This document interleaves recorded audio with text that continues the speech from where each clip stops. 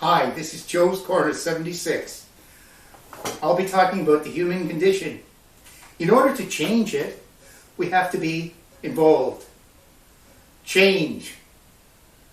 I really truly believe Canada needs to be changed. We need to go back to the way we were. We can't have a nation split into many groups, many tribes.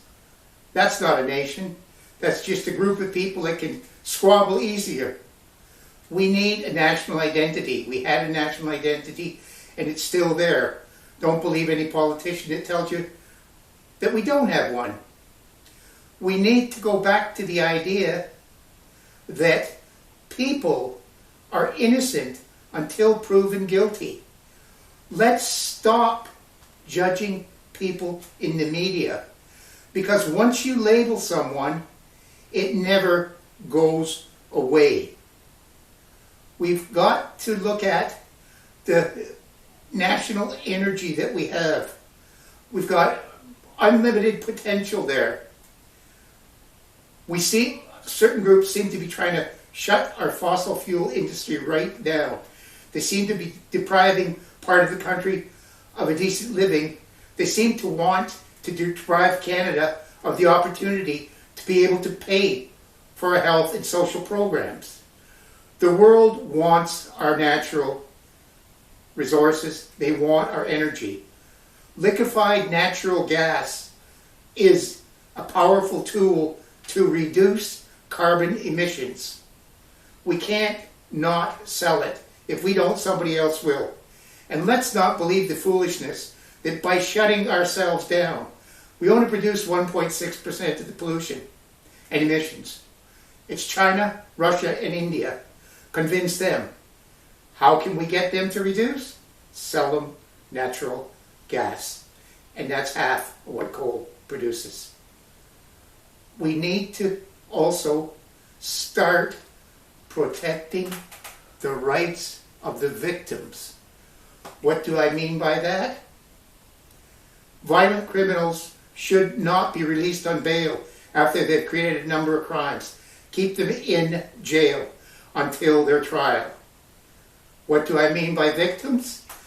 I mean women, children, and people who can't walk through parks because of homeless encampments. They don't feel safe. In fact, you wouldn't want your kid picking up a needle.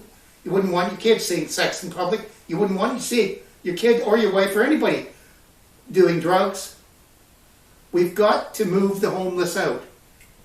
But also at the same time, there has to be a real solution. The solution isn't giving them free needles, giving them free meals, and giving them a free pass.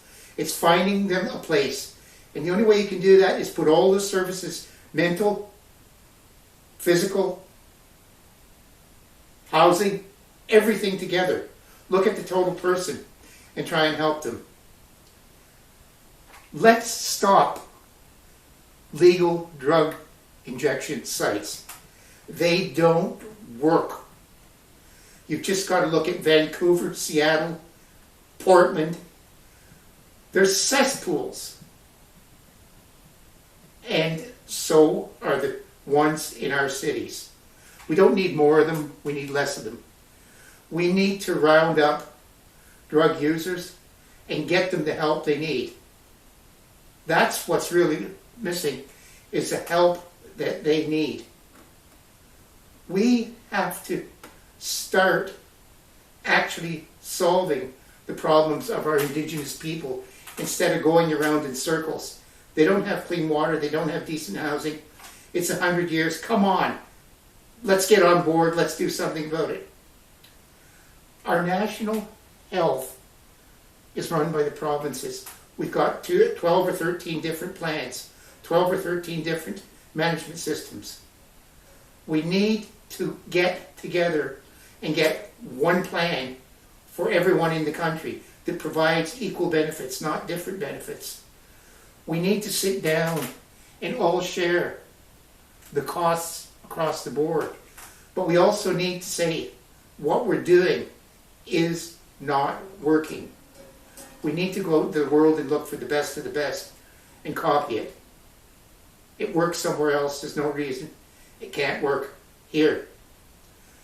We need to stop this favoring one region over the other, giving Quebec special status, taking away from Alberta.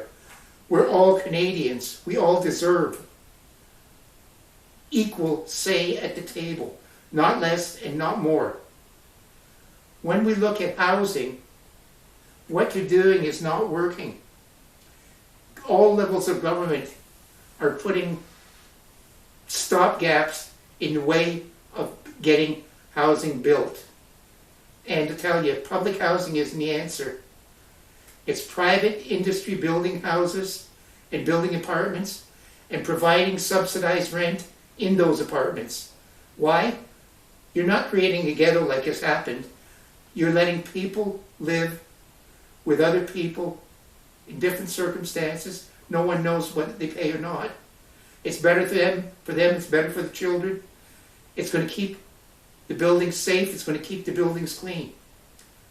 We also have to stop rewriting our history. We have to stop changing the names of streets.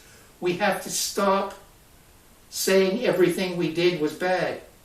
What we might need to do is put plaques up saying, here's the good, here's the bad, and here's the ugly. But please, let's remember, don't judge things 100 years ago by standards today. If you lived back then, I guarantee you, you'd do exactly the same. And political correctness has gone too far. Wokeness has got to be stopped.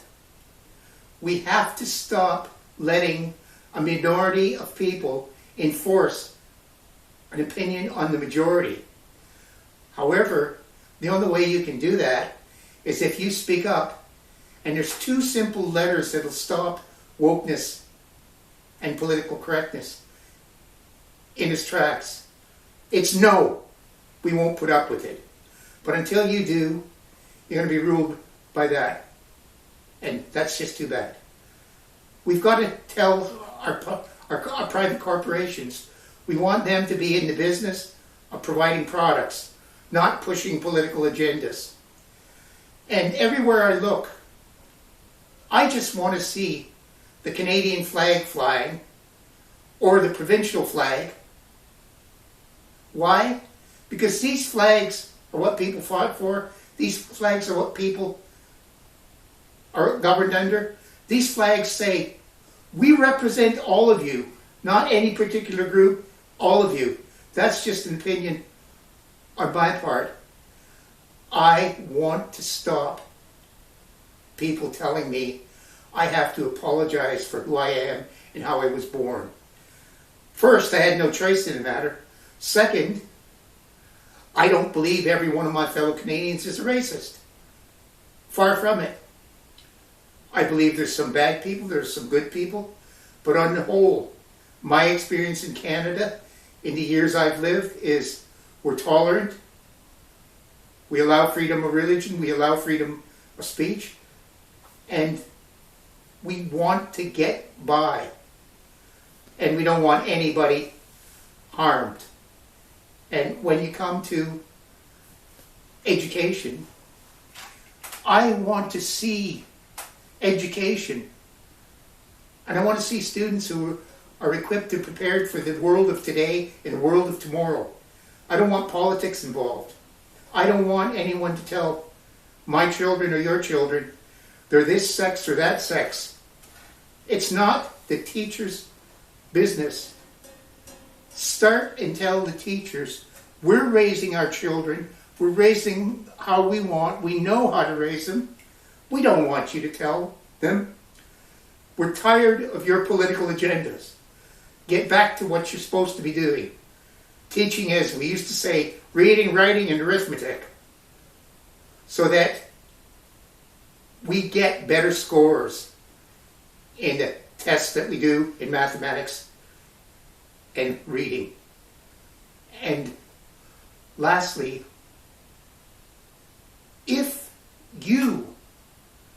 are bitching about the country you live in, and you haven't voted, I want you to take a second look and say, did maybe I get this because I didn't participate? Do you realize how precious your vote is? Do you realize how many countries have absolutely no say? As a matter of fact, if they speak up, they're punished severely. I want you to get out and vote. You now have a chance to say, I want a government that spends my money for me responsibly. I want a government that protects my rights, not tells me what I can and can't do. I want a government that promotes national unity. I want a government that says everyone at the table has an equal say, but no one, no special group, has more than any other special group. I want you to now look at yourselves and say, is it time for a change? Do you want to change? Or are you just going to go back to sleep? What happens in the next 5 years is going to change the fate of Canada. Only you can change it by voting for change. Do it. You can hear me on Apple Podcast, Spotify, at Joe's Corner 76, and you can follow me on Instagram, Facebook, and Twitter at Joe's Corner 76.